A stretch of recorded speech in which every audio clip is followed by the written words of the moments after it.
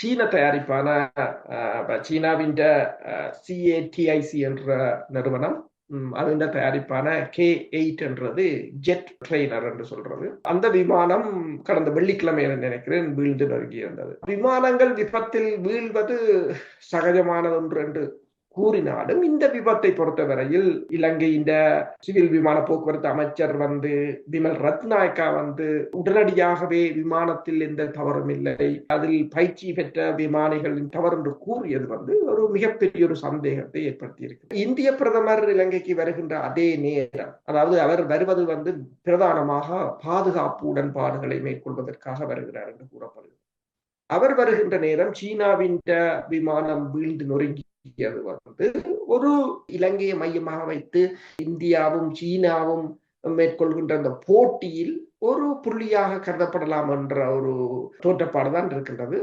இந்த விமானத்தை பொறுத்தவரையில் இது முதலில் இலங்கை அரசு இந்த விமானத்தை வாங்கியது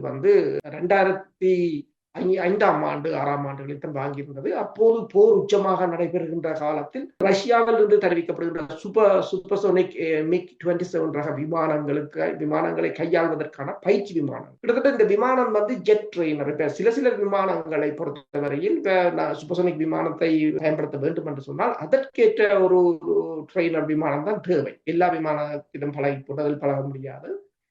ஆனால் இந்த விமானத்தை தாக்குதலுக்கும் பயன்படுத்தலாம். அது 23mm கேனன் பூட்டலாம், 250 கிலோ எடையுள்ள குண்டுகளை கொண்டு செல்லலாம் என்று அதற்கும் பயன்படுத்தலாம். ஆனால் குறிப்பாக ட்ரெயினராகத்தான் பயன்படுத்துவது. இதில் இந்த எல்லாளன் படை நடவடிக்கையின் போது கூட விடுதலை புலிகள் 2 விமானங்களை அளித்திருந்தார்கள். K8 ஒரு விமானத்தின் பெறுமதி $13 மில்லியன்.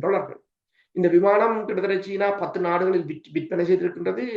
பாகிஸ்தானுக்கு இதற்குரிய தொழில்நுட்பத்தை வழங்கி பாகிஸ்தானும் சீனாவும் அதை இணைந்தும் தயாரிக்கின்றன. இப்ப ரஷ்யாவின் Su-30 விமானத்தை இந்தியாவுக்கு ரஷ்யா லைசன்ஸை வழங்கியிருந்தது. இந்தியாவும் ரஷ்யாவும் இணைந்து தயாரிப்பது போல. அப்ப இது இப்ப சீனாவின் படைத்துறை தொடர்பாக ஒரு அபகீர்த்தியை ஏற்படுத்தலாம் என்பதை இலங்கை மூடி மறைத்ததாகத்தான் இப்போது இந்த அமைச்சரின் கருத்து வெளியில் கொண்டு வரப்பட்டது. அதாவது சீன தூதரகத்துக்கும் ஒரு மகிழ்ச்சியை கொடுத்ததாக தென்னிலங்கை பத்திரிகைகள் கூறியிருக்கு.